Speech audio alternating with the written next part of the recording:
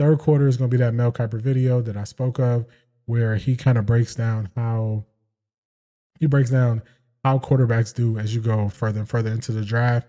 And his metric is if that quarterback was able to lead their team that they were drafted to a playoff game, just to play in a game. So I think that's a very light metric, very easy metric. So that was the metric that he used. All right, so let's get this thing switched over. All right, let me get this other screen up for y'all. We're doing it live. All right, here we go. I got so many clips. It's gonna be a really good fourth quarter. All right, let's see. Where's Mel? It's Mel. I think he's here.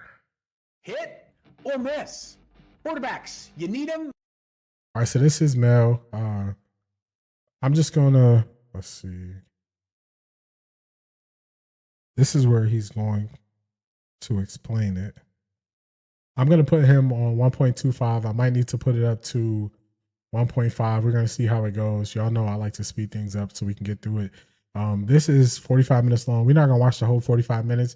Once he shows the chart a couple times, it kind of goes through it. You hear some of the names. I think we're probably only gonna watch it to he gets to the third round, and then we'll see the stats from other rounds. One thing I think is funny that basically if you draft a quarterback in the fifth round, no chance of him leading your team just to actually play in a playoff game. So let's get to it.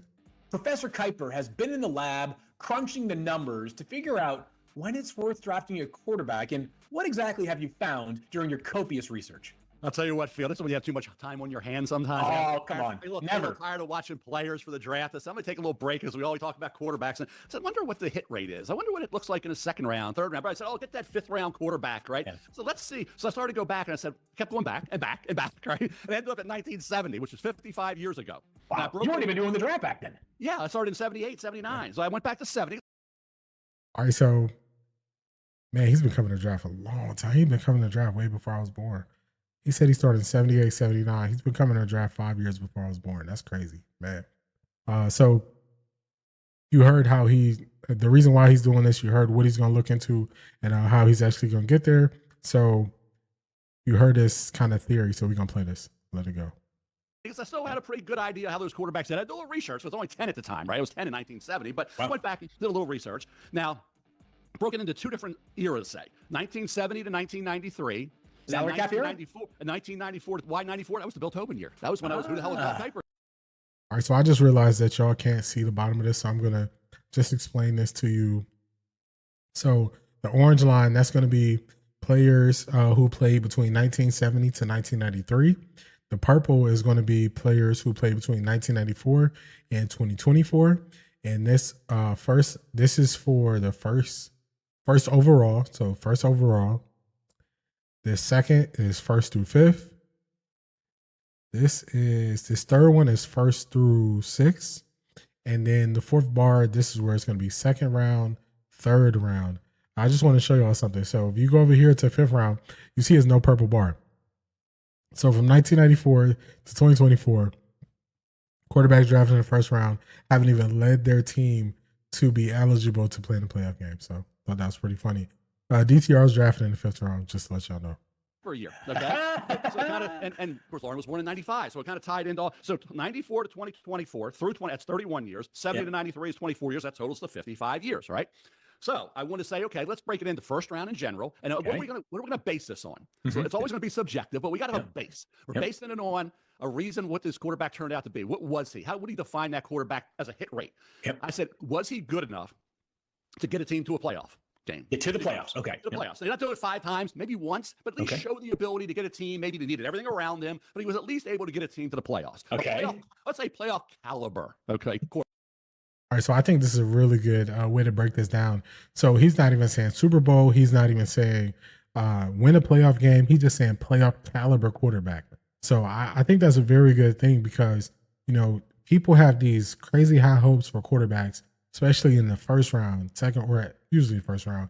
But they think that the quarterback needs to be the second coming of, the second coming of Mahomes, the second coming of Josh Allen, Lamar, just all these high profile quarterbacks when if you want to be honest, just that quarterback getting you to or being playoff caliber, I would say that's a success based on hit rates of quarterbacks. So let's keep it going. Quarterback. All right. Yeah. Okay. So I wasn't grading on the toughest grader. It was a little bit of a curve, but it was. Yep. And when I went back and tried to be more a tougher grader, it didn't dramatically change percentages at all. It was minuscule. Okay. So if you're gonna don't stress out over one or two quarterbacks that I gave it the edge to and said they were a little bit better than maybe you thought, the percentages wouldn't be that different. So I did it that way. Then I said, okay, first round in general.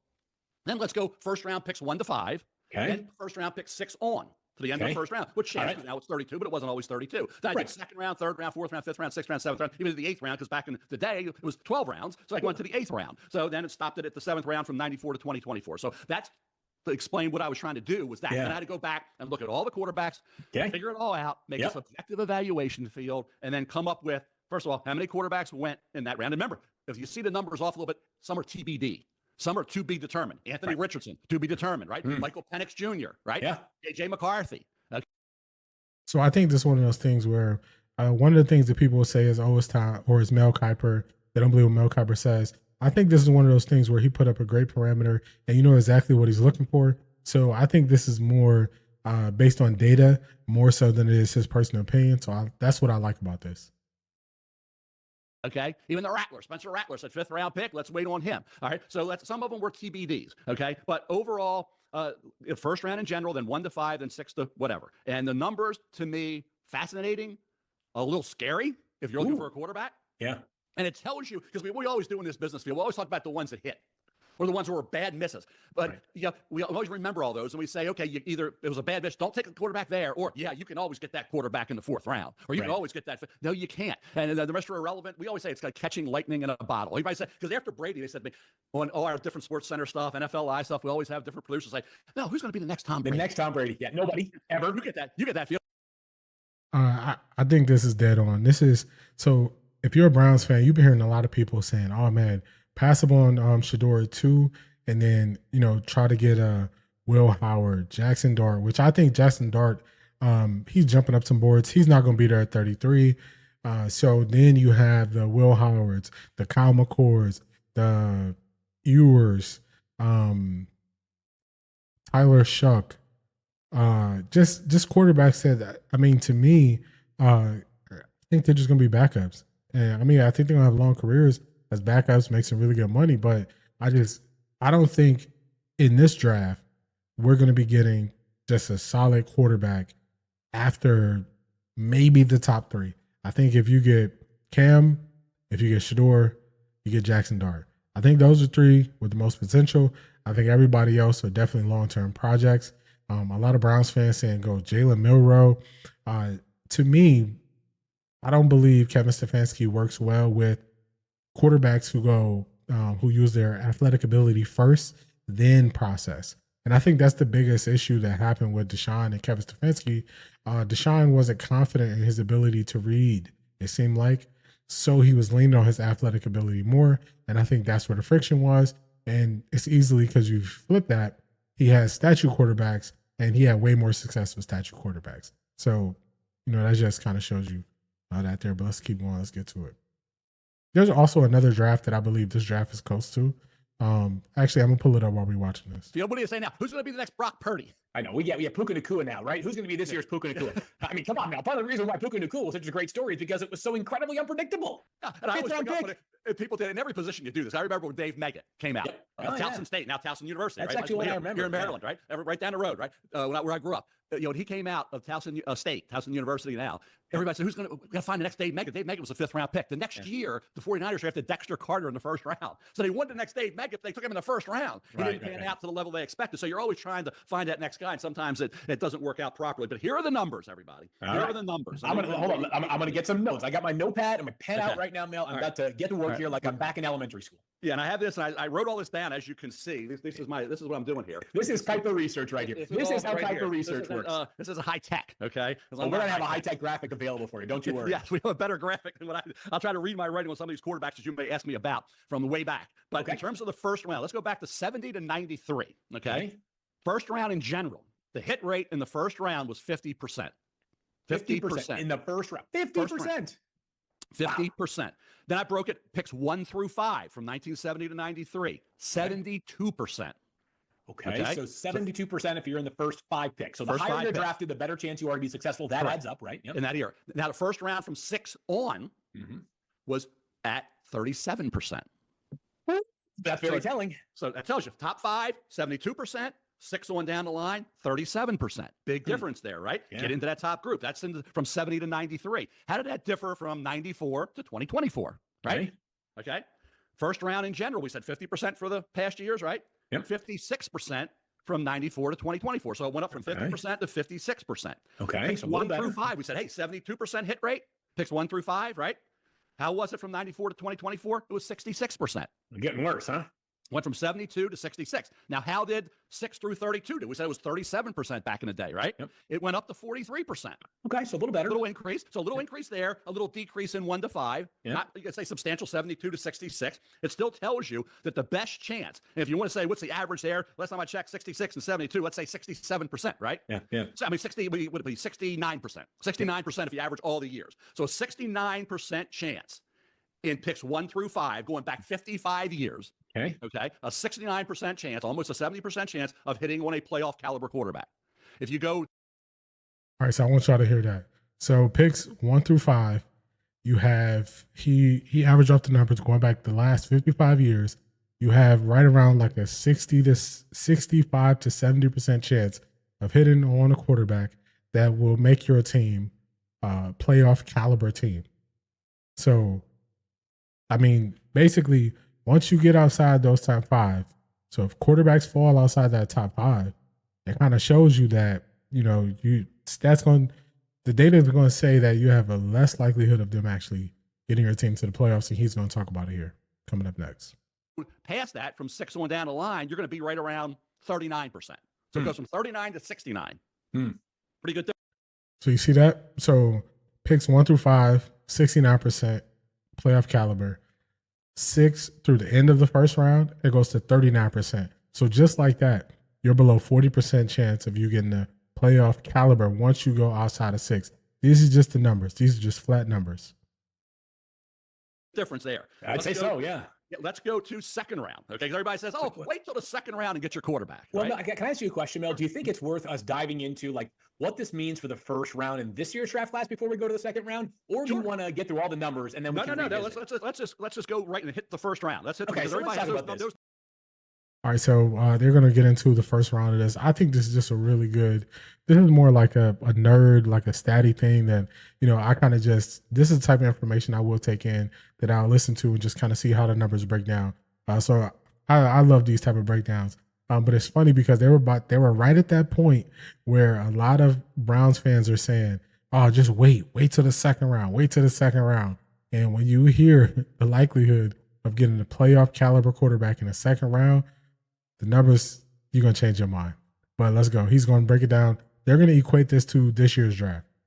Those numbers are now clear to everybody. They're kind of in our minds. We're thinking about the first round now. That's a great point, Phil. Let's stick to that. And also, I want to point out about the falling. Remember, we always say, how's the falling quarterback doing? Yeah. And we said, okay, Will Levis fell to the second round. Malik Willis fell to the third round. All these falling. Josh Allen fell to the 7th pick, right? Geno Smith fell to the second round.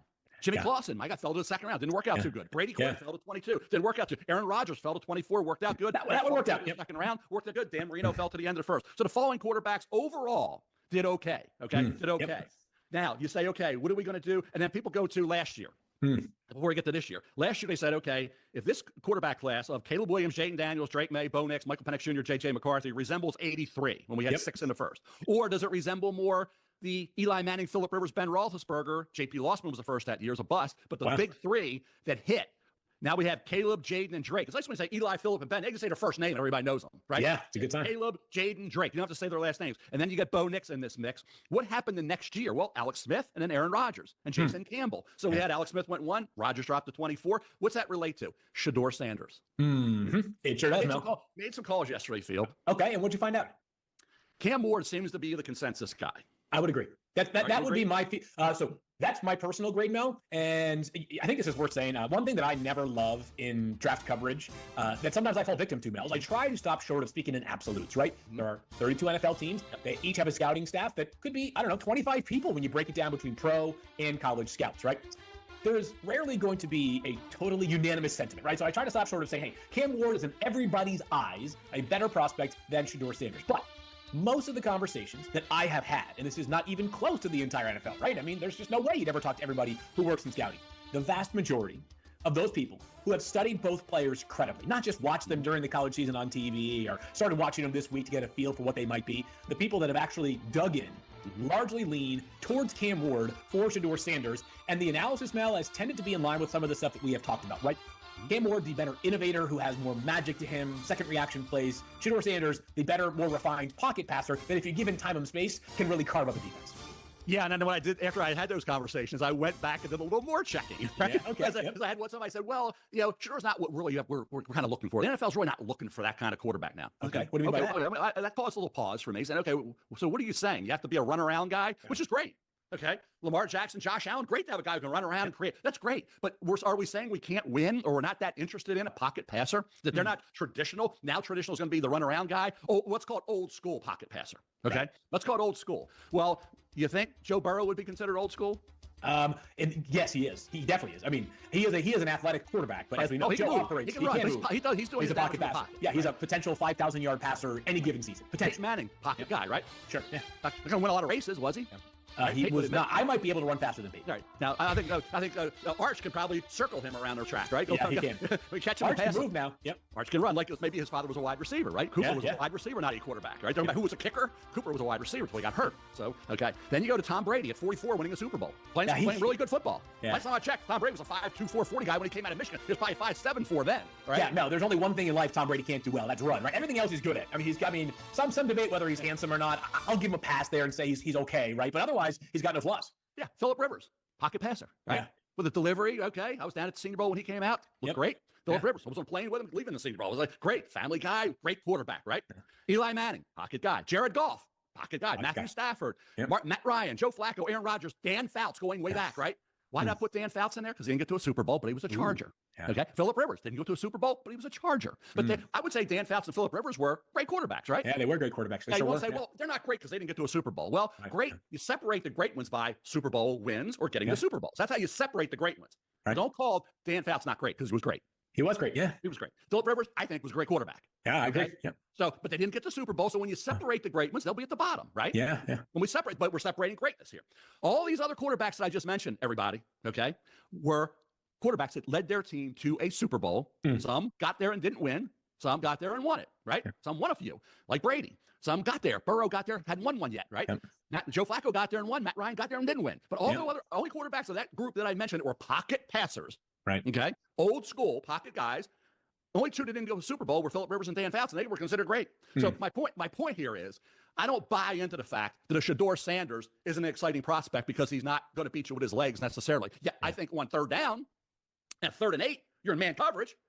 He can beat 8 you. Yards, yeah. All right, he can keep the chains moving like these other quarterbacks could, right? Some a little more than others. Burrow to me was always underrated with his legs, and people were talking about him, whatever. But he was underrated with his legs. But I think when you look at Shedeur, that's why it kind of ties to that. Doesn't mean Shedeur is going to be great. Doesn't mean Shedeur is going to be a successful starting quarterback. Doesn't mean anything. But it just means that we can't write off the old school traditional pocket passer. Okay, and that's I think what that tied into here from all the research that I did over all those years. Feel that old school. New school, whatever school, old school still is the best school maybe for a lot of people. Okay. Yeah. So to me, that's what I gleaned from all that data. Okay? Yeah. All right. So I just want to jump in here. That's one of the things I believe also. I think it's overrated that everybody is talking about this athletic ability. Because if you just look back a couple of years, so the draft that I think this draft resembles quarterback wise, I think this is closely resembled. I just put it up here. I think this is really similar to the 2023 draft. 2023 draft, we had Bryce Young go number 1 overall, CJ Stroud go number 2, Anthony Richardson. I think he was overdrafted at number 4, but Anthony Richardson had all the measurables. He had the rocket arm. He was the athlete, all these things. And I think he was overdrafted. So what they expected out of him was a little bit higher. And he hasn't had the most success when compared to CJ Stroud, and I would even say compared to Bryce Young. So I believe that this is more similar to this year's draft class is more similar to this. You got a lot of it's more offensive tackles that we're taking, offensive lineman taken in the first round. I don't think it's going to be that way. I think it's going to be more running backs, more defensive line. Yeah, more defensive line definitely this year, more linebackers, quarterbacks. I don't see a bunch of O-linemen going in the first round this year. So I would say that's probably the big difference with just looking at that. But this is one of those things where it comes to styles. Like, I know people don't want to, say, oh, draft a quarterback because he fits this person's style. But I don't think that's the case in this situation, because if he just happens to fit your style and he falls to you at a certain place, I don't think you're drafting him just because of style. Like, if you had the number 1 overall pick, you say, okay, this person is more talented and I'm passing on him, the more talented quarterback, to take this quarterback who I believe fits my style, I think that would be a mistake. But I don't believe that's the case when you draft the number 2 and you have a consensus number 1 overall pick in Cam Ward. So I think that's totally different. I think that's one of those scenarios that people just kind of throw in throughout this time where they just kind of want to say something.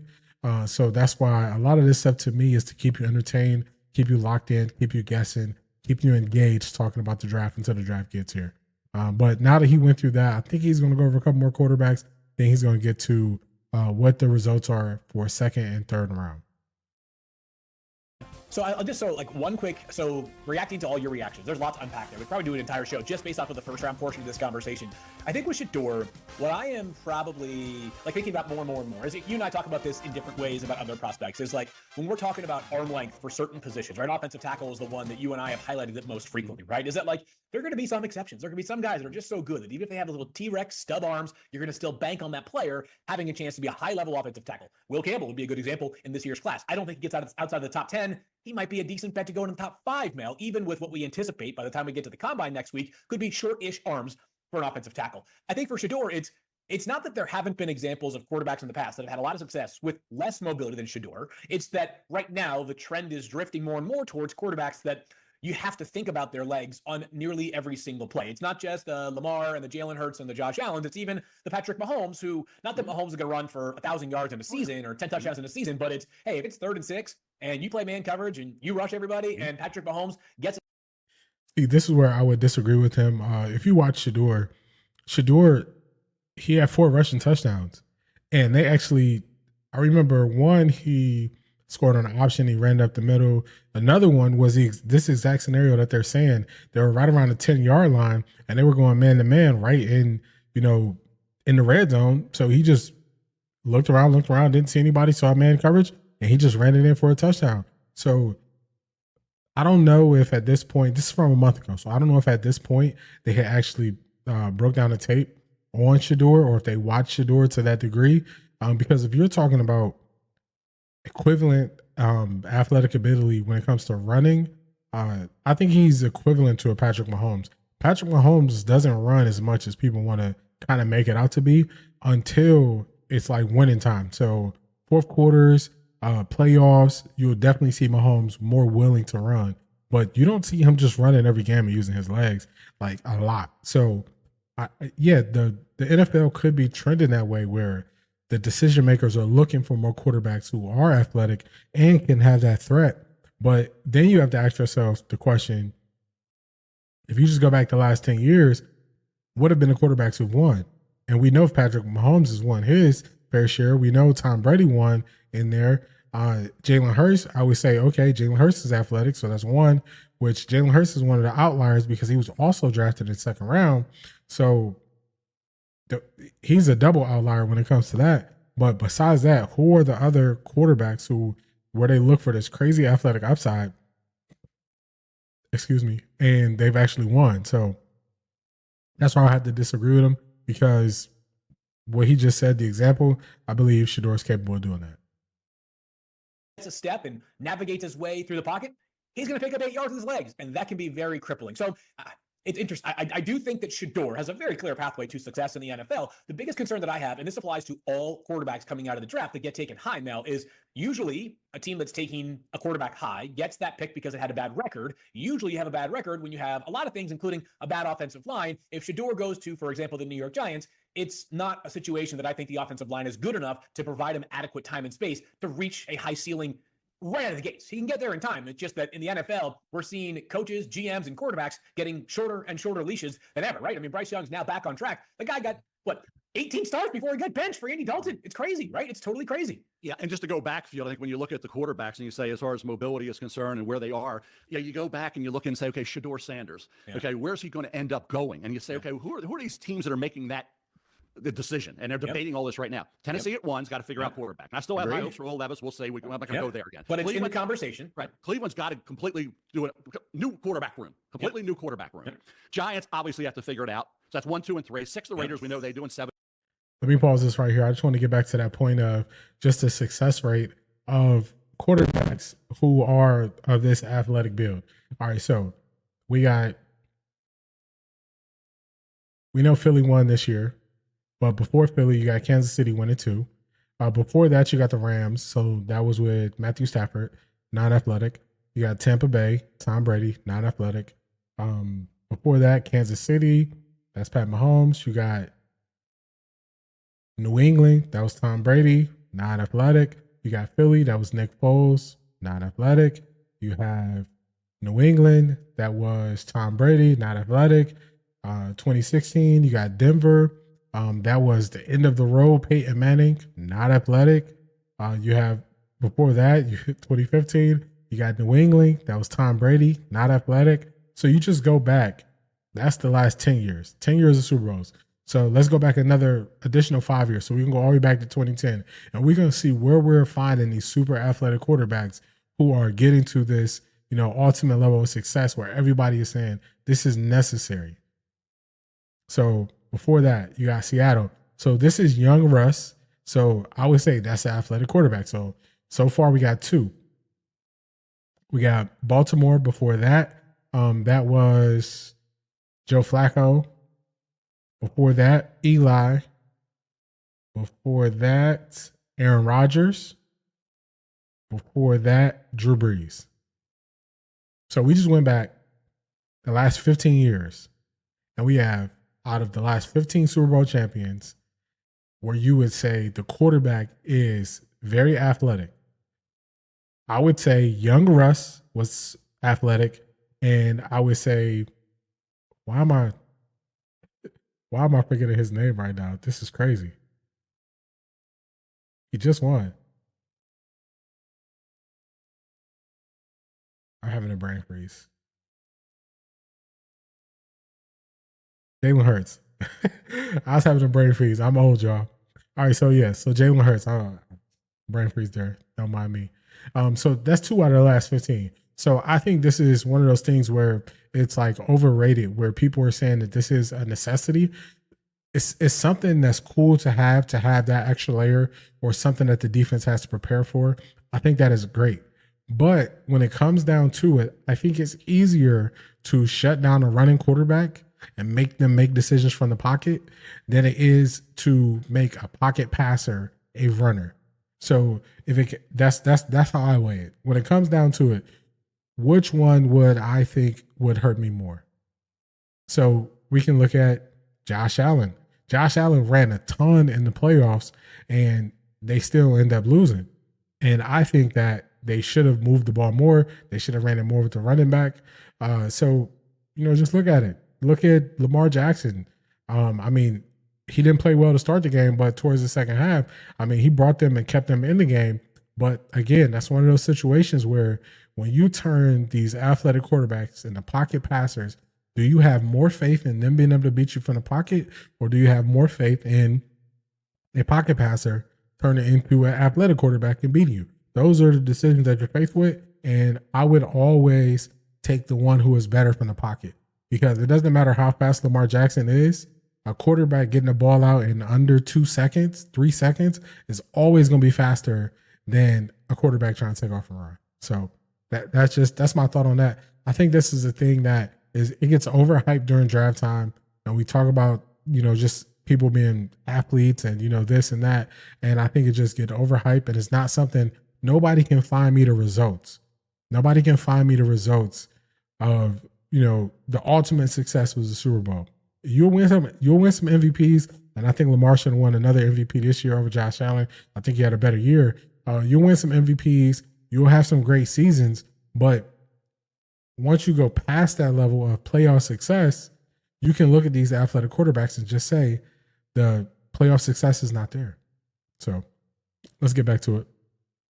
I might skip it forward here a little bit. They're kind of in the weeds a little bit here. Then you got New Orleans at 9 with Carr moving we're forward. at 6. Okay. Yep. They're at 9. And Indy at 14's got to figure out Anthony Richardson. They hope we're working with Josh's guys going to right the ship there. Seattle at 18, they're moving forward with Geno, they have said, right? Yep. Then you got Pittsburgh. I'm a Justin Fields guy, but they have to figure it out. They got to re-sign him, right? Yeah. Minnesota, Darnold, J.J. McCarthy, but they got options. They have to figure that out. And the Rams with Stafford. Are they going to move forward with Stafford? Stafford going to move on? We'll see. But right now, you'd say. All right, so we're going to jump this forward. They're basically just going to kind of break down more Shador, where he could potentially go. Then they're going to go into Jackson Dart and where he could potentially go. So I'm going to jump ahead because this is 45 minutes long. We're going to jump ahead to the second round QBs and how they've done. So let's jump here. The 1993 field, second round. Yep. 29%. Hit not rate. great. Yeah, not great. Second round, 1994 to 2024 in the second round, 34% hit rate. Okay. So, Jackson Dart. Let's see how the second round's done. Yeah, guys. let's get to it. Let's get the day. Let's see, right? Why don't we do day Ladies 2 and here? gentlemen, let's check out the second round. Okay. All right, so this is where he's starting. This is going to be the second round. It's going to be second round breakdown of playoff caliber QBs drafted in the second round. The number say? So this is for all the people who say, hold out, take the best player at 2, and then take a quarterback in the second round. This is just the data on what happens. Second round from 1970 to 1993 field. Second round. Yep. 29%. Hit Not rate. great. Yeah, not great. Second round, 1994 to 2024 in the second round, 34% hit rate. Okay, so we're trending up. Averages out to around 31.5%. All right. Okay, so 3 and 10. All right, so remember, that's about 31% last 55 years of quarterbacks drafted in the second round being able to get their team to just eligible to play in a playoff game. So you remember when he went through the first round, last 55 years, that number was right around 69%. For the last 55 years, QB's taken in the first round, whole first round, 69%. You see what it drops down to when they go in the second round. Shot, right? Okay. They got a shot. Now you look at these second round quarterbacks. Who were they? Let's refresh our memory. Some of the winners. Jalen Hurts. This is from 94 to 2020. Jalen Hurts, Derek Carr. Yeah. Jimmy G. Yeah. Okay. Geno Smith. Yeah. Andy Dalton. Colin Kaepernick. Yeah. Made a Super Bowl. Drew Brees. Charlie Batch. Super Bowl. Remember Charlie Batch in Detroit? Detroit? Of course, yeah. Eastern Michigan. Jake Plummer. Yes, Eastern Michigan. Jake the Snake. Jake Plummer. Good memory there for you. Jake Plummer. Cordell Stewart. Those were some of the second round. Okay, you say, well, some belong there. Hey, I give the benefit of the doubt to some. Okay, let's go back a little bit. Let's go back to the early years, right? Second round quarterbacks that hit. Brett Favre, Randall Cunningham, Boomer Esiason, Neil Lomax, right? Different. Ron Jaworski, Edgar Charles, right? Yeah. So but it wasn't a lot, but it was about 39%. Let's go to our third round quarterbacks. Third rounders, 70 to 90. Third round, this is where it gets treacherous. It started getting rough out here in the third round. So for everybody who's saying, hold off, take Will Howard in the third round, take a Jalen Milroe in the third round, take a Kyle McCord in the third round. Y'all about to get your heart broken. 93, third round, 45%. Third round was better than the second round from 70 to 93. Let's see how 94 to 2024 did. Let's wait till the third round because it did so well then. We can wait till the third round. Third round from 94 to 2024, 11%. Okay, 11%. Yeah. Did y'all hear that? So that's 1994 to 2024. 11% of the quarterbacks drafted in the third round got their team to be playoff eligible. So these are the numbers that you are up against as you say, take the best player and then go quarterback later and later and later. So you see that it's not even close when it comes to the hit rate as you go later in the draft. So I think that's more of a risk if you say wait until the third round because in the last 30 years, it's only been 11%. 11% in the last 30 years have actually made their team draft eligible. I don't like those odds. 11%, that means you have an 89% chance of failure. So let's go back. First round, all of first round, you have a 31% chance of failure. Second round, you have a I think it's higher than that because he said once he averaged it out, it went to about 30%. You have a 70% chance of failure. Then when you go to the third round, you have an 89% chance of failure. So you see how that changes just going from round 1, 2, and 3. Down from 34% second round. Yeah. Went 56% first round. This is 94 to 2024. 56% first, 34% second, 11% in the third round. Okay. 11. Now, who are the hits? Russell Wilson. That's a Nick good one. Foles. Yep. Big time. Matt Schaub. Yeah. And Brian Greasy. Ooh, Brian Greasy, our guy. Brian Greasy. You say, well, Brian was okay, but hey, then let's lower the percentage then a little bit. That got me to 11%. Okay. Who were the third round quarterbacks back in the day? It was a pretty good group back in the day. Really? Okay? Third round quarterback, Neil O'Donnell. Yeah, that's a good one. Yeah. Chris Chandler. Go Frank Reich. That's backup quarterback. Great comeback. Of course. Head coach. 8 to 3. Yeah, of course. Halftime, Look at them whatever. shoulder Montana. pads. Jeff Hostetler won a Super Bowl. Remember? Are we sure about Montana? Remember the wide right game? Yeah, That was Jeff Hostetler, quarterback. Right. They Filling in for Phil Simms. After that, they could have won that game, Buffalo. Wide right. That was Hostetler, right? Joe Montana, Danny White, Dan Fouch, Joe Ferguson, Kenny Anderson, right? That's third round. So there we go there. Look at So these now we're up to helmets. third round. Now we go to the fourth round. Okay. Fourth round. 1970 to 93, fourth round, 16%. 16%. Okay. 16%. 1994 to 2024, fourth round, 9%. Okay. So we found our sweet spot to avoid. Yep. Now, who we always talking about in the fourth round? All right, so y'all hear that? So 9% hit rate from 1994 to 2024, the fourth round, 9%. So you have a 91% chance of failure. 91%. So are y'all still on this train of taking somebody else and waiting later in the draft to get a quarterback? This is the position you end up in. They're gonna break it down. They're gonna show who the players are. We're always talking about Dak Prescott. Yeah. Kirk Cousins, who was taken the same year RG3 went second overall, right? Yep. Kirk Cousins, fourth round. David Garrard, I gave the benefit of the doubt to here. Okay. Solid player. Jacksonville had some good years, right? Decent years. And Aaron Brooks. Remember Aaron Brooks out of Virginia? Of course. Love Aaron Brooks. Yeah, for the Saints.